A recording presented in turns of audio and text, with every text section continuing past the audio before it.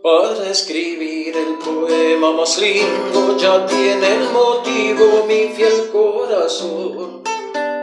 En esta dicha que tú me has traído, en el sol divino de un sublime amor, voy a llenar el tintero del alma con tintas de rosa, jazmín y malvón, y buscar en tu mirar las palabras más dulce y hermosa que creo el amor. Por haber traído a mi vida el sol, por darle a mi nido tanto calor, yo quiero entregarte, dulce morena, en un poema mi corazón.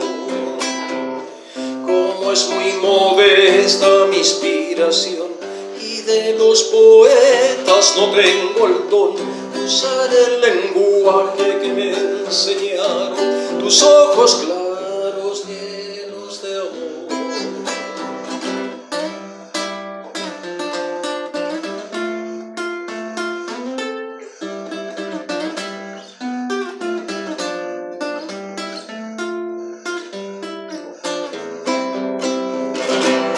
Tengo ante mí el paisaje más bello, tu talle, tu pelo y tu morena piel.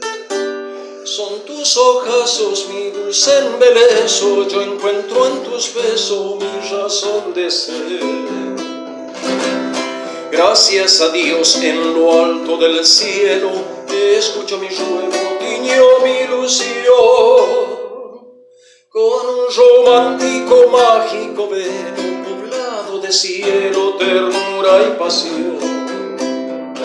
Por haber traído a mi vida el sol, por darle a mi nido tanto calor, yo quiero entregarte, dulce morena, en un poema mi corazón.